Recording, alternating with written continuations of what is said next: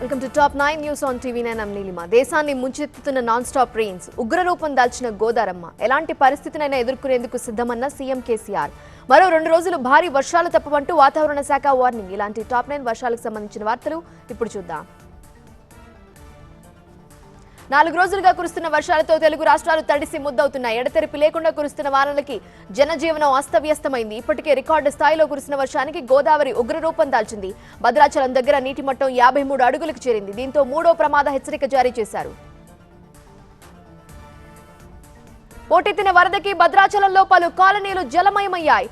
గుడికి చేరుకునే భక్తులని కూడా ఆపివేశారు. కళ్యాణకట్ట, పుష్కర ఘాట్లని వరద నీరు ముంచెత్తుతోంది. మోటార్ల ద్వారా నీటిని తోడి తిరిగి నదిలోకి పంపుతున్నారు. ప్రజలు ఇళ్ల నుండి బయటకు రావద్దంటూ ఆదేశాలు జారీ చేశారు కలెక్టర్. అటు కిన్నెరసాని డ్యాం 12 గేట్లు ఎత్తేయడంతో దిగువ ప్రాంతాల్లో జనాన్ని అప్రమత్తం చేశారు. తెలంగాణలో వర్షాలు, వరదలపై సీఎం కేసీఆర్ సమీక్ష నిర్వహించారు. మంత్రులు, ప్రజాప్రతినిధులతో మాట్లాడారు. గోదావరిలో వరద పరిస్థితి, నదీ ప్రవాహం, ఉపనదుల పరిస్థితులు అడిగి తెలుసుకున్నారు. ఎటువంటి పరిస్థితినైనా ఎదుర్కోవడానికి ప్రభుత్వం సిద్ధంగా ఉందన్నారు. అవసరమైన చోట తీసుకోవాల్సిన తక్షణ చర్యలపై సంబంధిత అధికారులకి ఆదేశాలు జారీ చేశారు. అటు తూర్పుగోదావరి జిల్లా ధవళేశ్వరం కాటన్ బ్యారేజ్ నీటి మట్టం 8.8 అడుగులకు చేరింది. 6,28,000 క్యూసెక్కుల వరద నీరు సముద్రంలోకి విడుదల చేశారు. దేవీపట్నం మండలం గొందూరు దగ్గర గోదావరి ఉగ్రరూపం దాల్చింది. గోదావరి వరద గ్రామంలోని గండిపోచమ్మ అమ్మవారి గుడి గోపురాన్ని తాకింది. వరద ఉధృతి పెరుగుతుండటంతో ఆలయం పూర్తిగా నీట మునిగిపోతుందని స్థానికులు ఆందోళన చెందుతున్నారు. ఎగువ ప్రాంతాల్లో కురుస్తున్న కుండపోత వర్షాలతో తెలుగు రాష్ట్రాల్లోని ప్రాజెక్టులు, జలపాతాలు నిండు కుండల్లా మారాయి. నిజామాబాద్ జిల్లాలోని శ్రీరామ్ సాగర్ కి వరద పోటెత్తడంతో 9 గేట్లెత్తేశారు. బోగత, కొంగార జలపాతాల వద్ద వరద ఉధృతి గంటకి పెరుగుతోంది. మరోవైపు బోగత జలపాతాల వద్ద పార్క్ నీట మునిగింది. హైదరాబాద్ లో కురుస్తున్న వర్షాలకి మూసీకి భారీగా వరద పోటెత్తింది. దీంతో యాదాద్రి జిల్లా వలిగొండ మండలం భీమలింగం సమీపంలో రహదారిపై వరద నీరు పొంగి ప్రవహిస్తోంది. అప్రమత్తమైన అధికారులు బ్రిడ్జిపై బారికేడ్లు ఏర్పాటు చేశారు. బొల్లేపల్లి సంగెం రహదారిపై రాకపోకలకి అంతరాయం ఏర్పడింది. గుజరాత్ లో కుండపోత వర్షంతో జనజీవనం అస్తవ్యస్తంగా మారింది. బోడెలిలో అత్యధికంగా 55 సెంటీమీటర్ల వర్షపాతం నమోదైంది. భారీ వర్షాలకి రాష్ట్రంలోని పలు నగరాలు నీట మునిగాయి. ఔరంగా నది ఉప్పొంగి ప్రవహిస్తోంది. నదిలో చిక్కుకున్న 5గురిని హెలికాప్టర్తో కాపాడింది కోస్ట్ గార్డ్ టీం. జూన్ 1 నుండి వరదల కారణంగా గుజరాత్ లో 55 మంది ప్రాణాలు కోల్పోయారు. గుజరాత్ లోని 6 జిల్లాలు వరద గుప్పిట్లో చిక్కుకున్నాయి. వల్సాద్ లో పరిస్థితి తీవ్రంగా ఉంది. అధికారులు భారీ సహాయక చర్యలు చేపట్టారు. ఎన్డీఆర్ఎఫ్ బృందాలు ప్రజలని సురక్షిత ప్రాంతాలకు తరలిస్తున్నాయి. గుజరాత్ లో మరో 5 రోజుల పాటు అతి భారీ వర్షాలు కురుస్తాయని వాతావరణ శాఖ వార్నింగ్ ఇస్తోంది. గుజరాత్ లో వరదల పరిస్థితిపై ప్రధాని సమీక్షించారు. రాష్ట్రానికి కేంద్రం అన్ని విధాలా అండగా ఉంటుందని భరోసా ఇచ్చారు. ఇక హిమాచల్లో భారీ వర్షాలు, వరదలకి విలవిల్లాడుతోంది. నదులు ఉగ్రరూపం దాల్చాయి. ఓ నదిలో ట్రాక్టర్తో పాటు కొట్టుకుపోతున్న ఒక వ్యక్తిని స్థానికులు రక్షించారు. అటు మధ్యప్రదేశ్ లో కూడా భారీ వర్షాలు కురుస్తున్నాయి. విదేశాల్లో కుండపోత వానతో జనం తీవ్రంగా ఇబ్బందులు పడుతున్నారు. వందలాది ఇళ్లు నీట మునిగాయి.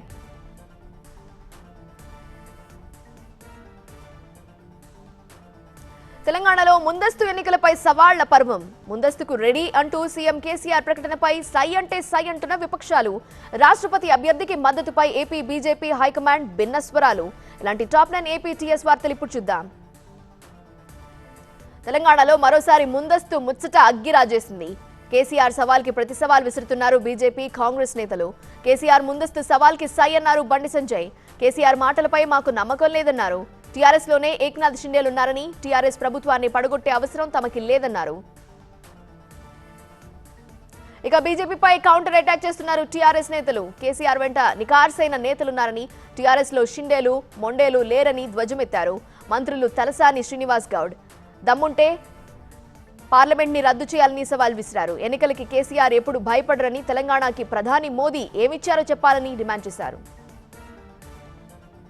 ముందస్తుకి రెడీ అంటూ కేసీఆర్ చేసిన సవాల్పై స్పందించింది కాంగ్రెస్. కేసీఆర్ కి ధైర్యం ఉంటే వెంటనే ఎన్నికలు పెట్టాలని డిమాండ్ చేశారు PCC chief Revanth Reddy, MP Komatireddy Venkatareddy.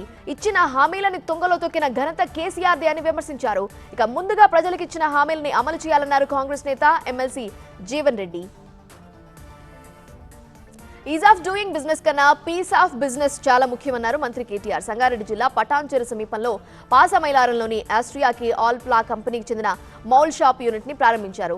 ఆల్ప్లా సంస్థకి ప్రపంచవ్యాప్తంగా 180 ప్లాంట్లున్నాయన్నారు. అందులో టాప్ 15 ప్లాంట్లలో తెలంగాణలో ఏర్పాటు చేసిన ఈ ప్లాంట్ నిలుస్తుంది అన్నారు.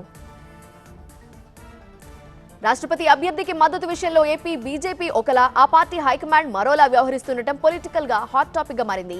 రాష్ట్రపతి అభ్యర్థికి మద్దతు విషయంలో బీజేపీ నేత సత్యకుమార్ చేసిన వ్యాఖ్యల్ని కేంద్ర మంత్రి గజేంద్ర షెకావత్ తప్పుపట్టారు. రాష్ట్రపతి అభ్యర్థిగా ద్రౌపది ముర్ముకి మద్దతివ్వాలని తమ పార్టీకి చెందిన ముఖ్య నాయకులు వైసీపీని సంప్రదించారని షెకావత్ స్పష్టం చేశారు. జనసేన అధినేత పవన్ కళ్యాణ్ చేస్తున్నది హాలిడే ప్రజాసేవ అని వైసీపీ నేత పేర్ని నాని విమర్శించారు. పక్షానికో ఆదివారం ప్రజాసేవకు ఆయన తన జీవితాన్ని అంకితం చేస్తున్నారని అన్నారు. జగన్మోహన్ రెడ్డి ప్రజలని నమ్ముకున్న వ్యక్తి అని అన్నారు.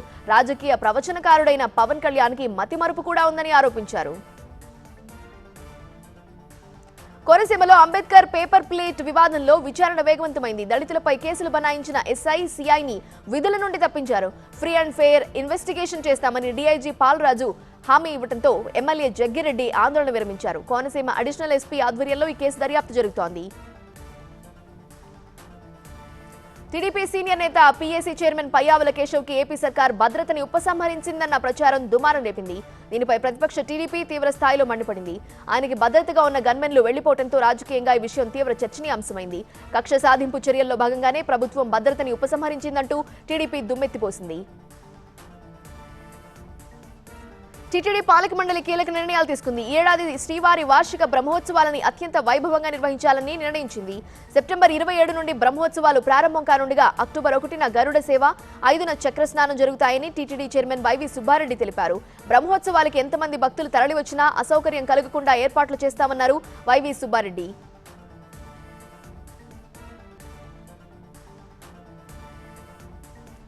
మళ్లీ ప్రారంభమైన అమర్నాథ్ యాత్ర. పహల్గాం నుండి బయలుదేరిన యాత్రికులు. అమర్నాథ్ ఘటనలో 2 తెలుగు మహిళలు మృతి. యాత్రికుల సమాచారం కోసం కంట్రోల్ రూమ్స్ ఏర్పాటు. ఇలాంటి టాప్ 9 అమర్నాథ్ యాత్ర వార్తలు ఇప్పుడు చూద్దాం. మెరుపు వరదతో ఆగిన పవిత్ర అమర్నాథ్ యాత్ర పహల్గాం నుండి మళ్లీ ప్రారంభమైంది. 3 రోజుల బ్రేక్ తర్వాత యాత్రని ప్రారంభించారు అధికారులు. పంచతరణి మార్గంలో భక్తులకి అనుమతించారు. క్యాంప్ నుండి అమర్నాథ్ గుహ వైపు బయలుదేరారు భక్తులు. ఈ మార్గంలో భక్తుల కోసం రూట్ ని క్లియర్ చేశారు ఆర్మీ అధికారులు. మొత్తం 4000 మంది భక్తులతో కూడిన 12వ బ్యాచ్ దర్శనానికి బయలుదేరింది. జమ్మూలోని భగవతీ నగర్ యాత్రి నివాస్ నుండి 110 వాహనాలతో గట్టి బందోబస్తు మధ్య బేస్ క్యాంపులకి బయలుదేరినట్టు ప్రకటించారు అధికారులు. యాత్రికులంతా రేపు అమర్నాథ్ మంచులింగాన్ని దర్శించుకుంటారని తెలిపారు. 4 రోజుల క్రితం ఆకస్మిక వరదలు బీభత్సం సృష్టించాయి. 17 మంది మరణించారు. 40 మంది గల్లంతయ్యారు. అమర్నాథ్ యాత్రలో గల్లంతైన యాత్రికుల కోసం గాలింపు చర్యలు కొనసాగుతున్నాయి. సహాయక చర్యలో ఐటీబీపీ, ఆర్మీ, వైమానిక సిబ్బంది పాల్గొంటున్నారు. అమర్నాథ్లో గల్లంతైన రాజమండ్రికి చెందిన 2 మహిళలు చనిపోయినట్లు అధికారులు నిర్ధారించారు. సుధా, పార్వతిల మృతదేహాల్ని సహాయక బృందాలు కనుగొన్నాయి. వరద ప్రవాహ ఉధృతికి తల రాయికి తగిలి సుధ చనిపోయినట్లు చెప్పారు. సుధ మృతదేహాన్ని శ్రీనగర్ నుండి స్వస్థలానికి తరలించేందుకు ఏర్పాట్లు చేశారు. అమర్నాథ్ యాత్రలో గల్లంతైన 2వ మహిళ పార్వతి కూడా మృతి చెందినట్లు ధృవీకరించారు ఆమె భర్త మార్కండేయులు. ఢిల్లీలోని ఎయిమ్స్ మార్చురీలో పార్వతి మృతదేహం ఉంది. ఘటనా స్థలం నుండి స్వాధీనం చేసుకున్న మృతదేహాల్లో పార్వతి మృతదేహాన్ని వీరమాతిగా పేర్కొంటూ ఢిల్లీకి తరలించారు అధికారులు. మృతదేహం ఫోటోలు, చెవికి ఉన్న బంగారు నగలు చూసి గుర్తుపట్టారు ఆమె భర్త మార్కండేయులు. మృతదేహం ఫోటోసు, చెవికున్న నగలను బట్టి భర్త గుర్తించడంతో అక్కడికి వాళ్ళ గ్రామానికి తరలిస్తున్నారు మృతదేహాన్ని. ఇక బల్తాల్ మార్గంలో మరమ్మతులు కొనసాగుతున్నాయి. హెలికాప్టర్ సేవలు కూడా తిరిగి ప్రారంభమయ్యాయి. 2 మార్గాల్లో హెలికాప్టర్ ఆపరేషన్స్ జరుగుతున్నాయి. ఇప్పటి వరకు 35 మంది ఏపీ వాసుల ఆచూకీ లభ్యమైంది. ఒక్కసారిగా వచ్చిన వరద చూసి భయమేసిందని, అంతా చెల్లా చెదురయ్యామంటూ చెప్తున్నారు రాజమండ్రి వాసులు. గుడారాలు మొత్తం కొట్టుకుపోయాయని చాలా షాక్ అయ్యామంటున్నారు. వరద వచ్చేసరికి పంచతరణికి తరలించారని, ఢిల్లీకి తరలించేందుకు వారిని ఏర్పాట్లు చేస్తున్నారు. లగేజ్ అంతా కూడా మిస్ అయిందని ఆవేదన వ్యక్తం చేస్తున్నారు. తమకెంతో సహాయ సహకారాలు అందించారని వారికి ధన్యవాదాలు తెలిపారు. నెల్లూరు కలెక్టరేట్లో అమర్నాథ్ యాత్రికుల కోసం కాల్ సెంటర్ ఏర్పాటు చేశారు. జిల్లా నుండి 82 మంది యాత్రకి రిజిస్ట్రేషన్ చేయించుకోగా 4 భక్తులు రద్దు చేసుకున్నారు. మిగిలిన 78 మందిలో 57 మంది తిరుగు ప్రయాణమయ్యారు. మరో 21 మంది భక్తుల ఫోన్లు స్విచ్ ఆఫ్ గా వస్తున్నాయి. వారి కుటుంబ సభ్యులకి ఎప్పటికప్పుడు సమాచారం అందిస్తున్నామన్నారు కలెక్టర్. అమర్నాథ్ కు గుహకి పంతతర్ని వైపు నుండి వెళ్లాలని, దర్శనం అనంతరం బల్తాల్ మార్గంలోనే వెనక్కి రావాలని సూచిస్తున్నారు అధికారులు. ప్రస్తుతం 7,000కి పైగా యాత్రికులు చండీన్వాడి మార్గాన్ని దాటారు. వర్షాలకి ముందు 1.13 లక్షల మంది యాత్రికులు అమర్నాథ్ గుహలో మంచులింగాన్ని దర్శించుకున్నారు.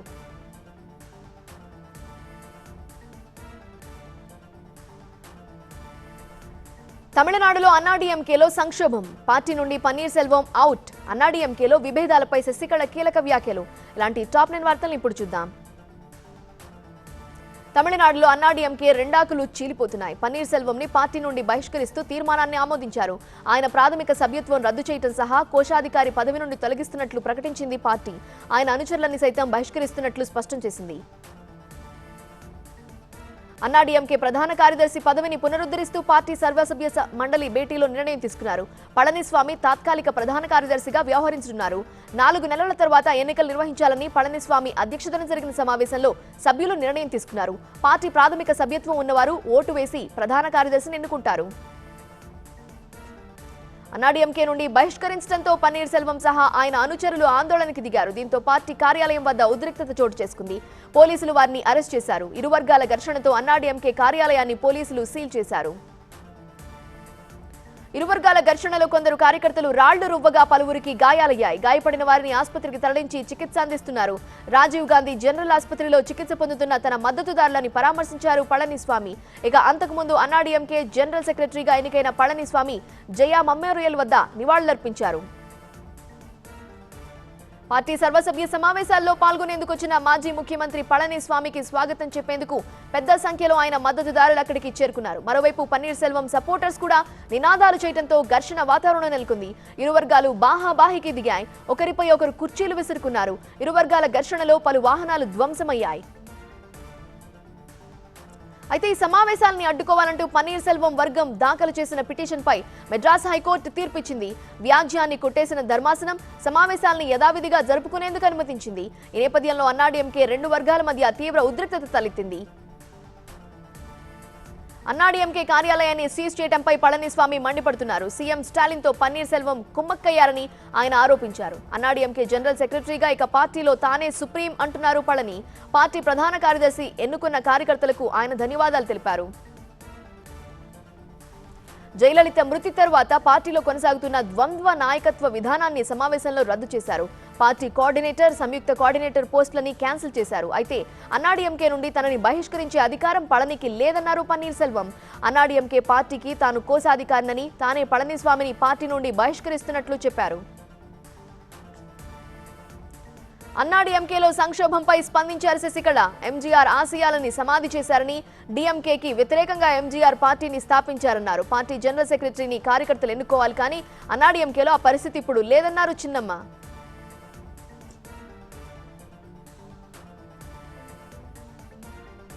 ఢిల్లీలో కొత్త పార్లమెంట్ వద్ద అశోక స్తంభం ఆవిష్కరణ. సోనియా గాంధీకి ఈడీ మరోసారి సమన్లు. జనాభా నియంత్రణపై యూపీ సీఎం సంచలన వ్యాఖ్యలు.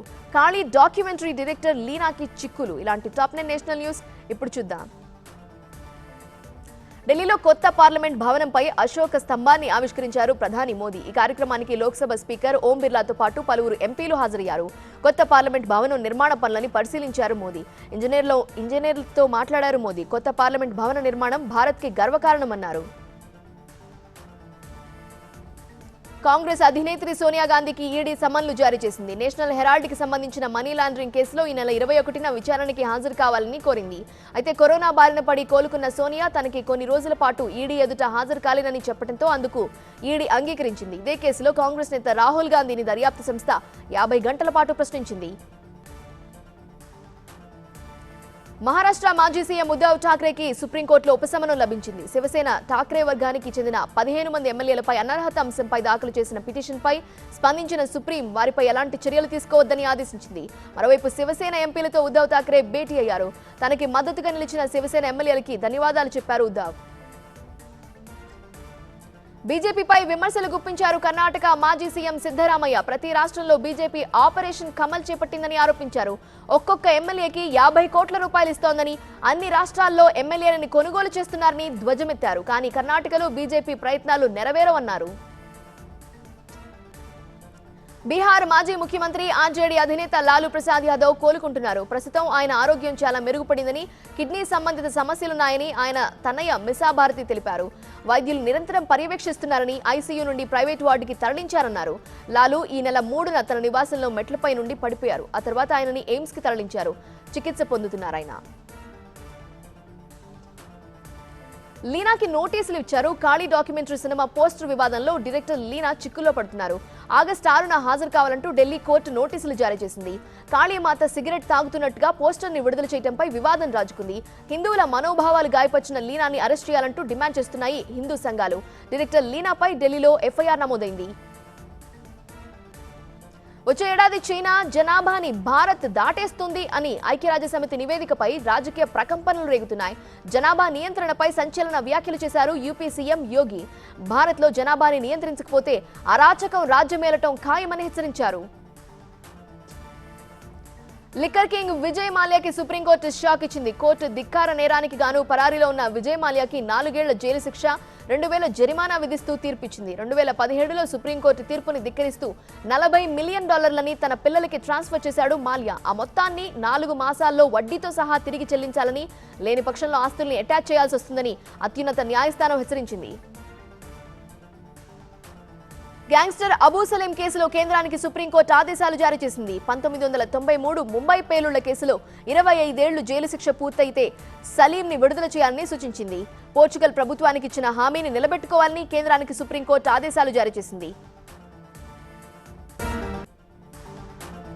జూలై 20న శ్రీలంక అధ్యక్షుడి ఎన్నిక, 13న గోటబయ్య రాజీనామా, పాకిస్తాన్ని ముంచెత్తిన వరదలు, ఐపీఎల్ పేరుతో అందిన కాడికి దోచుకుంటున్న కేటుగాళ్లు. ఇలాంటి టాప్ 9 న్యూస్ జంక్షన్ లో చూద్దాం. శ్రీలంకలో పరిస్థితులు ఇంకా అదుపులోకి రాలేదు. ప్రస్తుతం నేవీ సంరక్షణలో ఉన్నారు అధ్యక్షుడు గోటబయ్య రాజపక్స.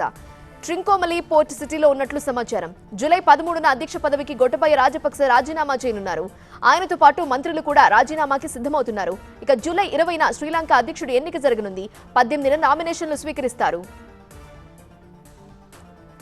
రాజపక్స రాజీనామా అనంతరం తాత్కాలికంగా అన్ని పార్టీలు కలిసి ఒక ప్రభుత్వాన్ని ఏర్పాటు చేయాలని సూత్రప్రాయంగా నిర్ణయించారు. నూతన మధ్యంతర ప్రభుత్వంలో అన్ని పార్టీల ప్రతినిధులు ఉంటారు. కొన్నాళ్ల పాటు మధ్యంతర ప్రభుత్వం కొనసాగాక పార్లమెంటరీ ఎన్నికలకు వెళ్లాలని ప్రధాన ప్రతిపక్షమైన ఎస్జేబీ భావిస్తోంది. పాకిస్తాన్లో వరదలు ముంచెత్తుతున్నాయి. బలూచిస్తాన్లోని దక్షిణ ప్రావిన్స్ లో కురుస్తున్న భారీ వర్షాలు, వరదలకి పిల్లలతో సహా 57 మంది మరణించారు. అలాగే వందలాది మంది నిరాశ్రయులయ్యారు. దేశంలోని అతిపెద్ద నగరమైన కరాచీలో వీధులు జలమయమయ్యాయి. బలూచిస్తాన్లో వర్షాల వల్ల తీవ్ర నష్టం ఏర్పడింది. జపాన్ పార్లమెంట్ ఎగువ సభ ఎన్నికల్లో దివంగత షింజో అబేకి చెందిన లిబరల్ డెమోక్రటిక్ పార్టీ విజయం సాధించింది. 248 సీట్లున్న సభలో మిత్రపక్షాలతో కలిసి 148 సీట్లు సాధించింది. దీంతో దిగువ సభతో పాటు ఎగువ సభలోనూ అధికార పార్టీకి ఆధిక్యం లభించింది. అధికార పార్టీకి షింజో అబే హత్య సానుభూతి కలిసొచ్చిందని విశ్లేషకులు అభిప్రాయపడుతున్నారు. బ్రిటన్ ప్రధాని బోరిస్ జాన్సన్ రాజీనామా తర్వాత ఆ స్థానాన్ని దక్కించుకోవడంలో మాజీ మంత్రి రిషి సునాక్ పేరే ప్రముఖంగా వినిపిస్తోంది. ప్రస్తుతం రేసులో 9 మంది ఉన్నారు. ప్రజల విశ్వాసం పొంది దేశాన్ని ఐక్యంగా ఉంచడానికి కృషి చేస్తారని సునాక్ చెబుతున్నారు. మైక్రో బ్లాగింగ్ సైట్ ట్విట్టర్ కొనుగోలు డీల్ ని రద్దు చేసుకుంటున్నట్లు ప్రకటించిన ఎలాన్ మస్క్ పై కోర్టుకు వెళ్తామని వార్నింగ్ ఇచ్చింది ట్విట్టర్. ఎలాగైనా ఈ డీల్ జరిగేలా చూస్తామని పేర్కొంది. అయితే దీనిపై తనదైన స్టైల్లో స్పందించారు మస్క్.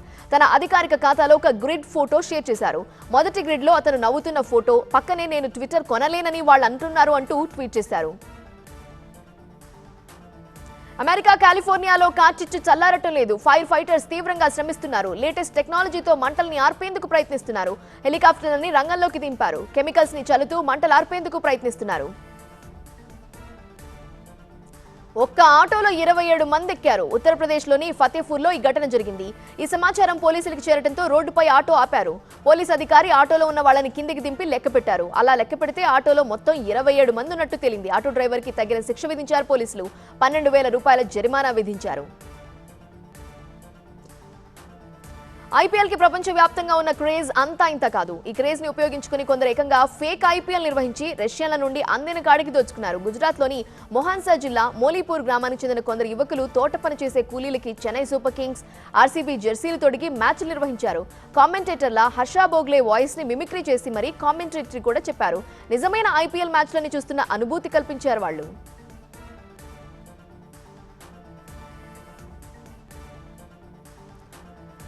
అదిరిపోయిన లైగర్ ప్రమోషనల్ సాంగ్ సెన్సార్ పూర్తి చేసుకున్న ది వారియర్. మంచు విష్ణు కొత్త సినిమా టీజర్ రిలీజ్. ఈ వార్తలని 9 PM సినిమా కబుర్లో ఇప్పుడు చూద్దాం. సాఫ్ట్వేర్ డెవలపర్ సూర్య లాంటి వెబ్ సిరీస్లతో తనకంటూ ప్రత్యేక గుర్తింపు సంపాదించుకున్న షణ్ముఖ్ జశ్వంత్ తాజాగా చేస్తున్న సిరీస్ ఏజెంట్ ఆనంద్ సంతోష్. సుబ్బు కే కథ అందించిన ఈ ఒరిజినల్ సిరీస్ కి అరుణ్ పవార్ దర్శకుడు. ఈ వెబ్ సిరీస్ ఆహాలో ప్రసారం రానుంది. తాజాగా agent Anand Santosh teaser release అయింది. దీనికి మంచి రెస్పాన్స్ వస్తోంది. తమిళ హీరో సూర్య వరుస సినిమాలు చేస్తున్నారు. తాజాగా ఈయన బాల దర్శకత్వంలో ఒక సినిమా చేస్తున్నారు. ఇది సూర్యకి 41వ మూవీ. ఈ సినిమా టైటిల్ ని తాజాగా రివీల్ చేశారు మేకర్స్. దీనికి అచ్చలుడు అని టైటిల్ కన్ఫర్మ్ చేశారు. తమిళ్లో వనంగాన్ పేరుతో రానుంది ఈ మూవీ. గతంలో బాల సూర్య కాంబినేషన్ లో వచ్చిన పితామగన్, ఆక్రోశం లాంటి సినిమాలు విజయం సాధించాయి. రామ్ హీరోగా లింగుస్వామి తెరకెక్కిస్తున్న మాస్ ఎంటర్టైనర్ ది వారియర్. ఈ సినిమాకి తాజాగా సెన్సార్ కార్యక్రమాలు కంప్లీట్ అయ్యాయి. దీనికి UBA సర్టిఫికేట్ లభించింది. తెలుగు, తమిళ భాషల్లో ఒకే రోజు రిలీజ్ కాబోతోంది ఈ చిత్రం. భారీ అంచనాల మధ్య జూలై 14న ది వారియర్ వస్తోంది. అలాగే తమిళ్లోనూ ఈ సినిమాకి రామ్ సొంత డబ్బింగ్ చెప్పారు. దీనికి సంబంధించిన వీడియో వైరల్ అవుతోంది. నారప్ప సినిమాలో వెంకటేష్ పెద్ద కొడుకుగా నటించి తనకంటూ ప్రత్యేకంగా గుర్తింపు సంపాదించుకున్న నటుడు కార్తీక్ రత్నం. ఆ తర్వాత మరో 2-3 సినిమాలు చేశారు ఈ కుర్రాడు. తాజాగా ఈయన హీరోగా శ్రీనివాస స్క్రీన్స్ బ్యానర్ పై అరుణ్ కొత్తపల్లి దర్శకుడిగా పరిచయం చేస్తూ బెక్కం రవీందర్ నిర్మిస్తున్న ప్రొడక్షన్ నెంబర్ 1 మొదలైంది. విశాఖపట్నం ఆర్కే బీచ్ లో ఈ ఓపెనింగ్ జరిగింది. Bollywood crazy couple Ranveer Singh, Deepika Padukone Mumbai బాంద్రాలోని లష్ రెసిడెన్షియల్ టవర్ సాగర్ రేషంలో ఓ సీవ్యూ అపార్ట్మెంట్ కొనేశారు. ఇండస్ట్రీ లెక్కల ప్రకారం ఈ ఇంటి విలువ దాదాపు 119 కోట్లు. ఒక అపార్ట్మెంట్ కోసం ఇంత ఖర్చు చేయటం బాలీవుడ్ లో ఇదే మొదటిసారి.